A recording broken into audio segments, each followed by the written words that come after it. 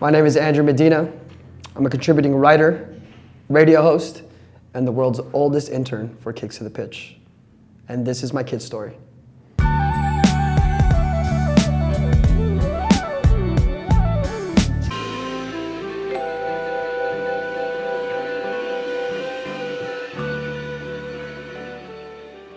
So a little bit of my background is, just like many kids growing up in America, I obviously started playing soccer at a very young age, recreationally. I'm of Mexican and Salvadorian descent, so both of my parents, my dad is born in El Salvador, my mom's Mexican. She was the first in a family of 9 born here in LA, actually. So I had a lot of, obviously, Latin blood and Latin heritage growing up, but primarily I was raised American. I grew up speaking English in my family. And one of the first memories I remember was my dad watching the US men's national team in the '90 World Cup. And I remember that was the first time I saw someone really freak out about something, someone like yell and get excited about something. And I remember I was maybe like 5, 6 years old. And I remember thinking, what's going on? Like, what is this? That's the reason I really started following the US men's national team, was because I didn't feel like I fit the mold of the Mexican fan or of the Salvadorian fan, or I felt more American than anything. And I just loved it. I kind of got obsessed. The '94 World Cup, things just escalated all the way up until now. You know, I follow the US men's national team still to this day, for better or for worse, more recently, but that's why I followed the men's national team. And as far as like the kits go, really it was, I think, the '94 World Cup, the Stars and Stripes kits, those iconic ones that, I mean, you can't get them now. I wish I would have bought one at the time, but that really set the precedent for me. It shocked me. And then as I got older, the 2010 World Cup was another big one for me. There was, Nike was doing this really cool installation, and I saw this Nike SB collaboration that they did. And I think they did one with Brazil, and I forgot the other team. They did 3 teams, but the Nike SB one just like spoke to me. I grew up in Southern California. Skating was a massive part of our culture in Southern California. It was different than what they were wearing. It was more of a sleek fit that looked kind of like a polo collar that reminded me kind of like a throwback to '90s kits that I loved. It fit almost like a Fred Perry polo, which I'm a big fan of, and it just spoke to me. I loved the color, almost like a very dark infrared color, reminded me of like old Nike kicks from back in the day. So the progression from country to club was really interesting, because I grew up in a time where MLS wasn't around. MLS didn't start till '96. I didn't have a direct example in my country, so I would watch these European games or these European highlights whenever I could. A lot of times it was like if I would stay home from school or play hooky or whatever, I would catch a Champions League game. If there was a big Champions League game, I would watch it on ESPN at home. And one of the biggest things I remember was watching Real Madrid versus Barcelona at the time. And I remember seeing Roberto Carlos playing. It wasn't in Champions League, it was just a La Liga game, or maybe a Copa del Rey game, but I remember Roberto Carlos, and I remember thinking like, who is this guy? Like, this guy's incredible. He plays left back. They just seem like superheroes. So one of my most memorable Roberto Carlos moments, I mean, probably the one that stuck in my mind, impacted me like I never thought anything like this could even be possible. It like defied physics and logic and just everything, and he did that so much.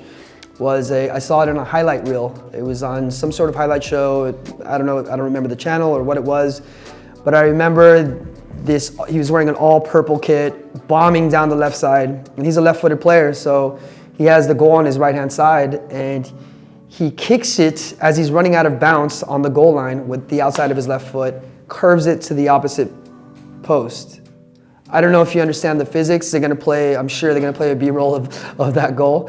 But when I saw that, I just thought like that, you can't even do that in FIFA. Like, you can't even, I couldn't imagine that, you know what I mean? It was so special effects, like I was like, what is happening? My mind was so blown. And you know, even watching the replay today before we shot this, I was just like, man, I just remember how massively that impacted me. And he had this big, giant, oversized purple jersey, Gelme right across Orteca across the chest, and then it had the big Real Madrid patch right here, like on the upper chest.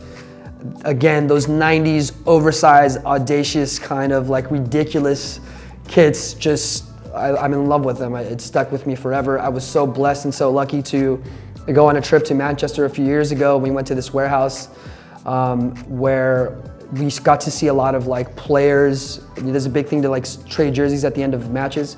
So we got to see some players' collections. and we got to see game-worn jerseys and things like that. And I saw this one, and I was able to pick it up. It was a game-worn Champions League jersey. It wasn't the one he wore in that game, because that was a Copa del Rey game, but it was a different one that he wore. So obviously I saw that, and I didn't care how much it costed. I got my credit card out, and I was like, take my money. Well, admittedly, I was a huge Euro snob because I got so into soccer and I loved Real Madrid. Obviously, they're playing at a high level throughout the majority of my life, and it was hard to go back to watch MLS at times because the quality just wasn't as good, and I didn't identify with what we had here locally in LA. You know, I don't want to talk too much about any other clubs or talk bad about any other clubs, but the atmosphere and what I was experiencing for me was just not what I enjoyed. It wasn't really that, it wasn't that fun. It wasn't that exciting. So when LAFC came to town, I was definitely skeptical. Once I went to my first LAFC game and I walked down Christmas Tree Lane, I saw all of my family there. They're eating carne asada. There's a band there playing. There's my Korean homies, there's my media friends, there's my people that I work with, all in one area, all celebrating. It felt like a huge party, and I was like, this is amazing. I was like, this is it. I think we got it. When LAFC first came out with the kits, me personally, I wasn't like super in love with them. I loved the idea and the kind of the ethos of like the Art Deco and shoulder to shoulder and all these things that they had kind of strewn throughout the kit. But it wasn't a kit that I was like, yeah, I need to get that right away. And I'm just being honest. However, there's this beautiful initiative that Adidas does with Parley. And Parley does, they've been doing collaborations with Adidas. They've done sneakers, they've done jerseys, they've done all kinds of things. And what they do is they take plastic from the ocean and they repurpose it for articles of clothing or for sneakers. So obviously these are gonna be super limited items and they're gonna be on the more rare side. But what was cool about it was I liked the aesthetic of the jersey. I've always liked a gray look, and this was like a more kind of like, it's not completely monochromatic, but more subdued kind of gray hue. And then of course the initiative I think is amazing that they're repurposing plastic from the ocean to create something that looks amazing and that's wearable. So obviously I saw that kit and I made some phone calls, we'll say. I made some phone calls and I got one set aside for me, thankfully. And I was able to pick it up, and again, I love it. I wear it with pride, and yeah, it's an amazing kit, of course. So now I've been lucky to work with Kicks to the Pitch, and I've been able to kind of bring worlds, like different loves and different passions all into one. I grew up in a time when soccer wasn't cool at all. We got made fun of for playing soccer. All the tough guy, cool guy football players hated us. But I didn't care. I would always wear my jerseys. I would always, walk around with my soccer bag. I was very proud of that. Wear my Sambas to school on a casual, like a casual setting.